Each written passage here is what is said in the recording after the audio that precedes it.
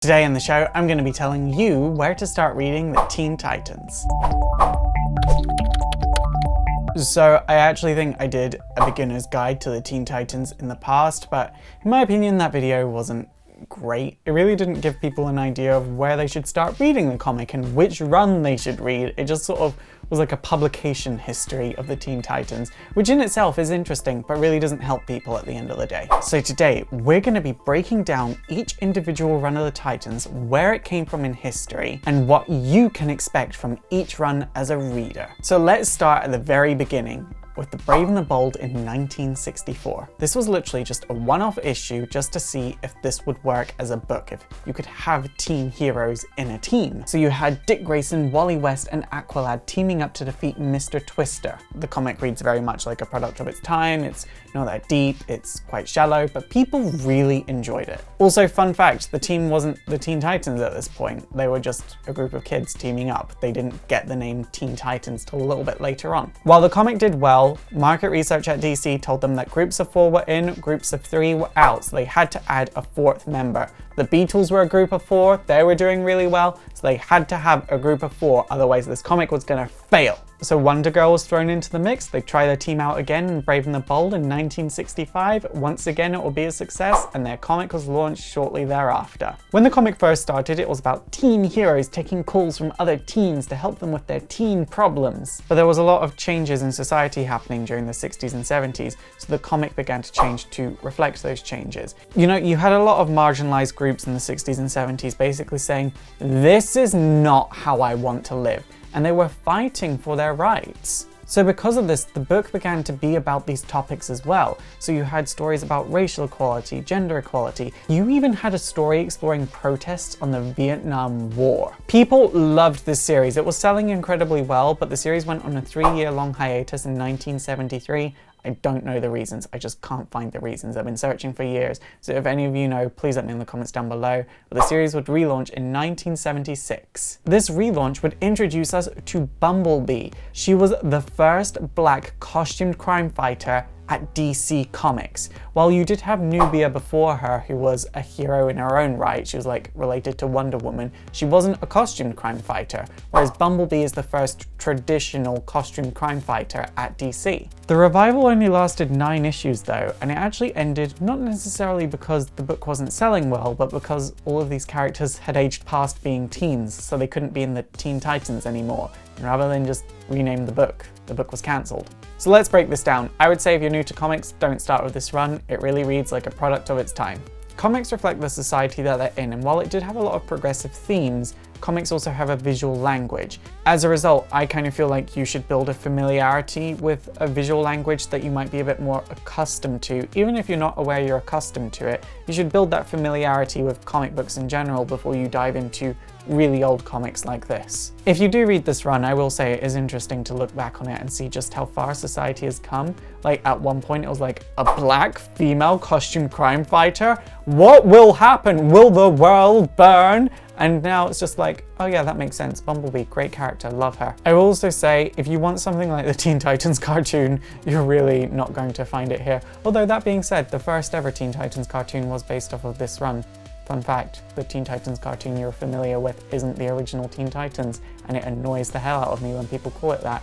If I were to compare this to the Teen Titans cartoon, I would say they're not comparable. They're not even attempting to do the same thing, they're not attempting to be the same thing. It's not a case of, oh, this is a bit more X and this is a bit more Y. Like, no, they're just not even on the same planet. So our second run is the 1980s New Teen Titans by Marv Wolfman and George Pérez that would eventually become the New Titans and was cancelled in 1996 after 16 years. This was the best-selling comic in the world for near on half of the 80s. And if you've seen the Teen Titans cartoon, a lot of the stories in this comic will be very familiar to you. So the story for this comic goes, Raven needed help fighting her father Trigon, so she manipulated events on a cosmic scale to bring together herself, Robin, Wonder Girl, Kid Flash, Beast Boy, who now went by Changeling, Cyborg, and the alien Starfire. The tonality of this run was very mature, and that's what made it very different to everything else that was coming out around it. You have characters dealing with mental health in very explicit ways. Also, people were outraged by the fact that Robin was clearly sleeping with a woman.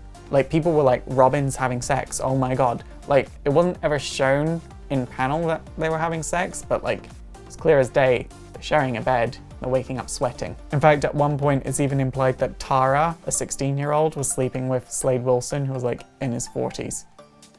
That was interesting. Comics in the 80s were very much about saying a big F you to the Comics Code Authority that had basically been constraining comics for the longest time. The Titans were one of the comics that were at the forefront of that. You had sex, drugs, and rock and roll, just you didn't have much rock and roll. And this comic was a drama, by the way. It wasn't a comedy. There wasn't much there in terms of comedy. It's a full-on drama. Nothing about it is about being a funny romp through the Teen Titans. Like, no, it's a drama, and because of that, it's nothing like the cartoon.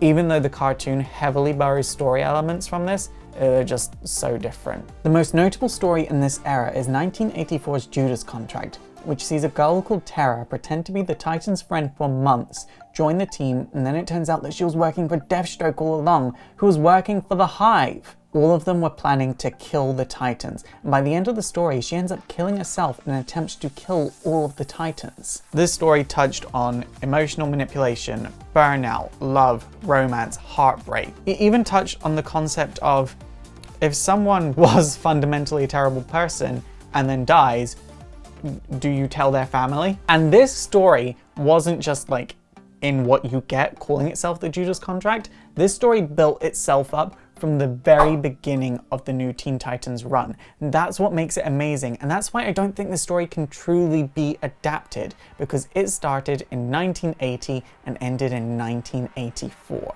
If you're gonna adapt the Judas Contract into a movie or a TV show, in a movie it needs to be at least a trilogy, and in a TV show it needs to be over at least 2 seasons. And those long build-ups are all over the place in this run. That's why it's my favorite run, because I love those long build-ups and I'm a sucker for it, and you just don't get that in comics these days. I will say, towards the end of the series, when writers and artists changed, the series got very weird. Like, there was this one story where Dick Grayson got raped by Mirage, and in my History of Dick Grayson video, I actually presented that as the story intended you to read it, because the story intends you to read it as Dick cheated on Starfire because he couldn't tell the difference between Mirage and Starfire. I totally get like why me presenting it as it was intended was problematic, but when I do my history videos, I'm not really a consumer. I'm presenting stories as they were intended to be read by the original writer, to be respectful to the original writer. They're not opinion pieces, they are documentaries. Sorry that was slightly off topic, but I just wanted to clear that up for anyone that has seen that video and were confused by my opinion there, because that wasn't my opinion in that video. My opinion is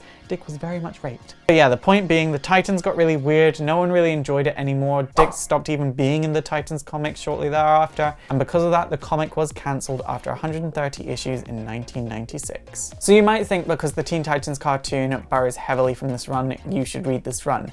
I would say, don't do that, because you'll be very confused and you probably won't enjoy it because it's really quite depressing at times. Like, while the Teen Titans cartoon was mature for its intended audience, this comic is also mature for its intended audience. The Teen Titans cartoon's intended audience is children.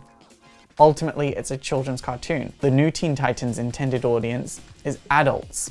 It's an adult book. This being said, if you watched the TV show as it was coming out, like a lot of us did, you're probably an adult by now. So with that in mind, you might enjoy it. But there's also one other thing to keep in mind. It was written in the 1980s and early 90s.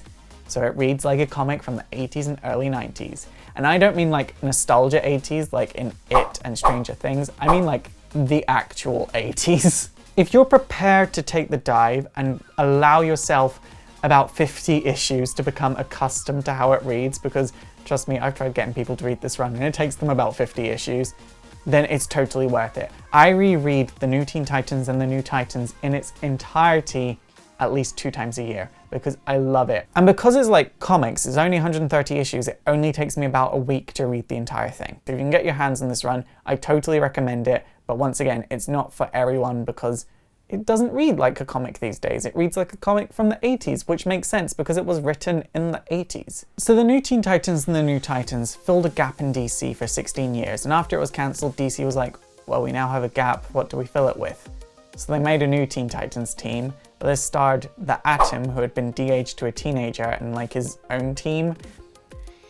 It wasn't good. Like, just to give you an idea of how desperate DC were for people to buy this book, at one point DC held a competition to get people to vote on who they wanted to join this team, thinking if people had their favorite hero in this team, then people would automatically buy it.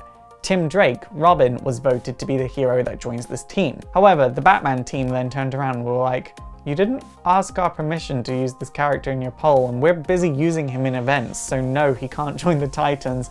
So the Teen Titans team were like, damn it, I guess we'll use Freddie Freeman, Captain Marvel Jr., because he was pretty high up on the polls. This didn't boost sales because people just didn't like the comic at the end of the day. The book was axed and is generally forgotten in the larger context of the Titans. I will say, it is worth reading this run if you can read it with the mindset that, okay, this is a different team, but people wanted the new Teen Titans. They didn't want whatever this was. This was aimed at a younger audience, and people didn't want that. They wanted the mature book that they once had, and that wasn't coming back, very clearly. In 1998, you had a book called Young Justice, which was very different from the Titans. It's nothing like the Teen Titans cartoon. It's nothing like the Young Justice cartoon. It's like its own entity, and I totally recommend picking it up. Like, anyone can read it. This wall is covered in Young Justice comics. I love Young Justice so much. In fact, if you want me to go through some individual Young Justice stories, please let me know in the comments down below because I totally will. But in 2003, there was a story called Titans Young Justice Graduation Day, which saw the death of Donna Troy and Omen, and this caused the Titans and Young Justice to split up forever because both teams felt like they weren't good enough. Nightwing would go on to form the Outsiders with Arsenal, and then Starfire, Beast Boy, and Cyborg would look at the kids in Young Justice and would be like, we've all dealt with death before. These kids don't know how to deal with this. Like, Donna Troy, a close friend of theirs, just died. We need to help them through this. So they start up a weekends only Teen Titans in training. And this was the beginning of Geoff Johns' Teen Titans, one of the best runs of the Titans in my opinion. I think it's just as good as the new Teen Titans. During this run of the Titans were at the center of the DC universe, and that's all thanks to Geoff Johns. While he did retcon Superboy dramatically so he was part Kryptonian and suddenly part Lex Luthor, which at the time everyone had issues with, and no one really came around to that idea, by the way, but it's 15 years ago and we've kind of like not expecting it to be retconned anytime soon. He also matured Impulse, which no one really liked either. He was more happy-go-lucky in Young Justice, but it worked for the chemistry and context of this team and setting. But outside of that, this book was fantastic because it kept the Titans relevant. It kept them at the center of the DC universe. It didn't allow them to be forgotten or sidelined. And it reinvigorated popularity in this team for the first time since the 80s. And this book could have easily been a cash grab. The Teen Titans cartoon had just started as this book launched, so they could have easily had a writer on board that was just willing to do whatever the cartoon was doing to capture the audience from the cartoon. But no, you had Geoff Johns, who had ideas, he had a vision and knew what he wanted to do with this team. And the comic was way more mature than the cartoon, as is normal for comics, but like, the comic and the cartoon are on different levels.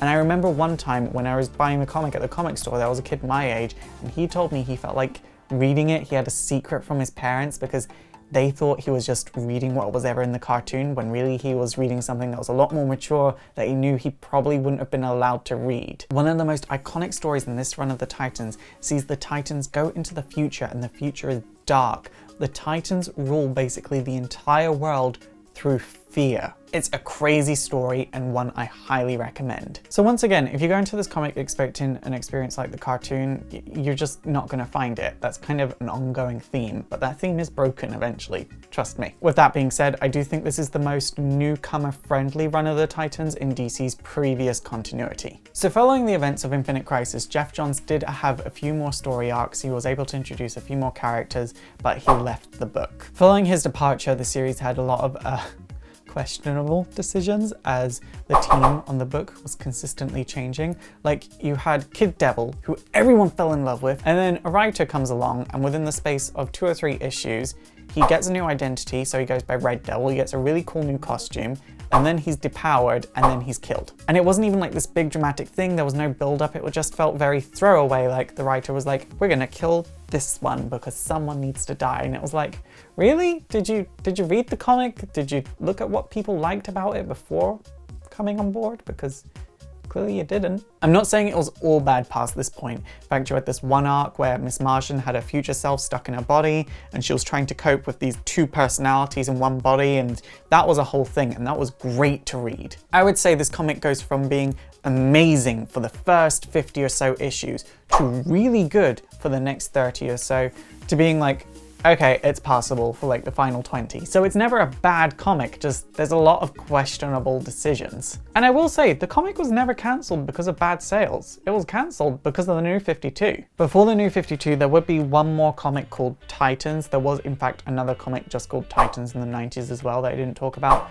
Both of these are really only for people that have read the new Teen Titans. It relies heavily on previously established chemistry, and while the 2008 one does eventually become Deathstroke's Titans, once again, you kind of need to know about these characters by reading The Outsiders and various other series before reading this. So both of these runs you need to have some knowledge about the DC universe before you read them. However, I will say lots of people don't agree with that, so if you feel like you might be up to it, definitely do some research on these books and see if you might be able to understand what's going on in them. When the New 52 was first planned, it was decided that the Titans' legacy and history would stay completely intact. It would be entirely unchanged, and the New 52 run of the Titans would be a direct continuation of the pre-New 52 Titans, as if nothing had happened. Dan DiDio then comes along, looks at the Titans and goes, and like that, everything was erased. People were genuinely offended by this because the Titans had been one of DC's best-selling books for how many years, and then they just pretended as if none of that mattered. It was like he totally didn't understand what this team was to DC, and because of that, people were genuinely offended. So Scott Lobdell, who came on to write the New 52's Titans, had to write a fantastic run to justify this erasure.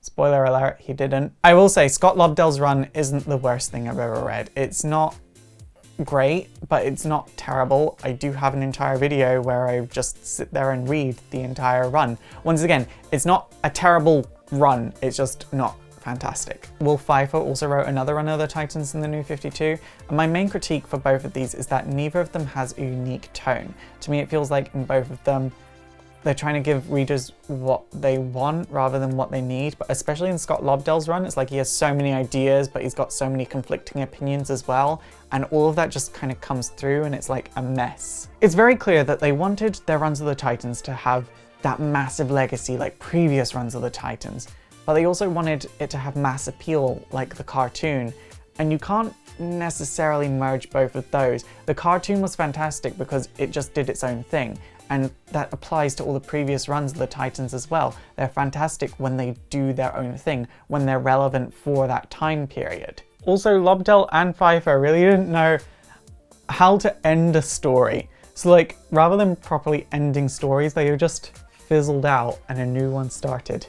And it was really weird. I've never read anything like that before. It's not fun to read, but it happens. Pfeiffer's run was less like Lobdell's in that he did have a few ideas, but it was more what people wanted to read rather than what they needed to read. So it focused even more on that concept of being mass appealing, and so it had stuff to do with social media in it, and it tried being young and trendy, and it was just kind of awkward to read, I won't lie. I'm making these runs sound a lot worse than they actually are. I sit there and read them again, so clearly they're not the worst things I've ever read, because sometimes I'm like, okay, well I want to reread that story, because aspects of all the stories are brilliant, and I will say both of these runs had the potential to be some of the best Titans books ever. And I think that's the most frustrating thing. That potential was clearly there, but something got in their way. And I don't know if that was them or DC editorial, because I don't work for DC. I just know my opinion is that they could have been so much better. However, DCU came out and a new book happened, and it was called Titans Hunt, and it was written by Dan Abnett, who I kind of know. I've spoken to him a whole 2 times and he shops at the same comic shop as me. This book follows the concept that the Titans had already been a team in this universe, but they had to make themselves forget their time together to protect themselves. This ended up being the best Titans book since 2011. It was fantastic. It was far from perfect. It focused a little bit too much on action in my opinion, but there was that emotional connection there. It was definitely a drama, and it all came down to how these characters reacted to finding out that they forgot each other, they forgot this friendship, they forgot that emotional connection. And this book led into DC Rebirth, and in DC Rebirth, it splits into the Titans and the Teen Titans, and you will love the DC Rebirth Teen Titans if you love the Teen Titans cartoon, because it basically follows a slightly darker structure of the cartoon. I won't get into too many details of DC Rebirth's Teen Titans because it is still fairly new, but if you like the cartoon, you're gonna love this. If you're new to DC, you've never read a Titans book before, or if you're returning, this is probably the best run for you. And it's so easy to get into it right now because DC's doing this thing called New Justice where all the teams are getting a shake-up, storylines are starting fresh, they're not starting from issue number 1, they're just starting fresh, so it will be so easy for you to get into it for the next 2 or 3 months because it'll be the beginning of stories. The book is slightly more mature than the cartoon, but comics will be. The medium of comics will always be more mature than adaptations of them. But the heart and the core of what the cartoon was is very much present in the DC Rebirth Titans. And while I do have issues with it trying to be like the cartoon, because I do think the cartoon's iconic and it's its own thing, let this run be its own thing, it is still fun to read. I just will criticize it for trying to be like the cartoon because every iconic run of the Titans before it was its own thing. Just throwing that out there. I think every one of the Titans should have the right to be its own thing and shouldn't be worrying about mass appeal. DC Rebirth does have a comic called Titans, but this comic is very much for people that have read the new Teen Titans by Marv Wolfman and George Pérez. Once again, it really relies on that pre-established chemistry and sort of acts as if all of that is canon, even though it's clearly not anymore, and it's really interesting to read that. I would definitely say give it a go because it's in DC Rebirth and everything in DC Rebirth is fairly newcomer friendly. Your experience will be enhanced if you read the new Teen Titans from the 1980s. Regardless of what you choose, I don't think there's a single terrible run of the Teen Titans. I know I spent a good minute there sort of crapping all over the New 52 Titans without saying much that was good about it, but there are good aspects in that run. You can just get different things from different runs of the Titans. They're very much all intended for a different audience and came out of a different place in society. And as a result, they're all going to intend to be for a different audience. Like I said, I would like for DC Rebirth Teen Titans to stop being like the cartoon and try and be its own thing. And it is kind of doing that now, so I'll give it some time. The Titans and Teen Titans are just so special because when they stop worrying about what everyone else is doing, they have the ability to change comics, and I think that's truly unique. It's super effective! Okay guys, that is it for today. So have you read the Teen Titans? If you have, what run did you start on? And if you're going to read the Teen Titans, which run are you going to read?